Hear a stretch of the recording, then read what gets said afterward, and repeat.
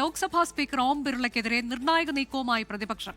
സ്പീക്കർക്കെതിരെ അവിശ്വാസ പ്രമേയ നോട്ടീസ് നൽകാൻ കോൺഗ്രസ് ഒപ്പുശേഖരണം തുടങ്ങി. സ്പീക്കർ ഏകപക്ഷീയമായി പെരുമാറുന്നു എന്നാരോപിച്ചാണ് നീക്കം. പ്രതിപക്ഷ ബഹളത്തിൽ തുടർച്ചയായ 6ാം ദിവസവും ലോക്സഭ തടസ്സപ്പെട്ടു. രാഷ്ട്രപതിയുടെ നയപ്രഖ്യാപനത്തിനുള്ള നന്ദിപ്രമേയ ചർച്ചയിൽ രാഹുൽ ഗാന്ധിയെ സംസാരിക്കാൻ അനുവദിക്കാതിരുന്നതും പ്രധാനമന്ത്രിയെ ആക്രമിക്കാൻ കോൺഗ്രസ് വനിതാ എംപിമാർ പദ്ധതിയിട്ടിരുന്നുവെന്ന ആരോപണം ഉന്നയിക്കുകയും ചെയ്ത പശ്ചാത്തലത്തിലാണ് സ്പീക്കർ ഓം ബിർളയ്ക്കെതിരെ അവിശ്വാസ പ്രമേയം കൊണ്ടുവരാനുള്ള കോൺഗ്രസിന്റെ തീരുമാനം. രാവിലെ ചേർന്ന ഇന്ത്യ സഖ്യയോഗത്തിൽ തൃണമൂൽ കോൺഗ്രസ് അടക്കം ഈ തീരുമാനത്തെ പിന്തുണച്ചതായാണ് വിവരം. ഇന്ന് സഭ സമ്മേളിച്ചപ്പോൾ പ്രതിപക്ഷ നേതാവിന് സംസാരിക്കാൻ അവസരം നൽകണമെന്ന് KC വേണുഗോപാൽ MP ആവശ്യപ്പെട്ടെങ്കിലും സ്പീക്കർ അനുവദിച്ചിരുന്നില്ല.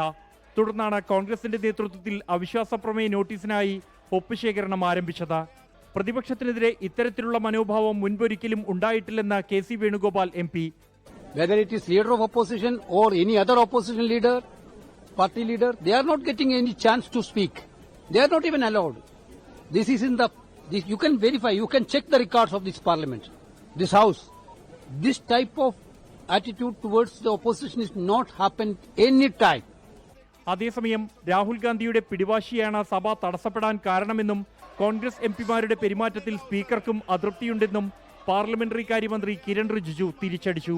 राहुल गांधी जी अपना बात बोलना है तो 24 घंटे वो बोलते ही हैं, प्रेस कॉन्फ्रेंस करके बोले, जहां भी बोले भाषणबाजी करते ही हैं, वो मोदी जी को गाली देते रहते हैं.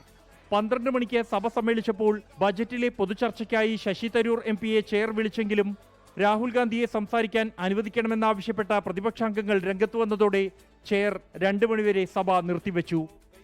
24 ഡൽഹി.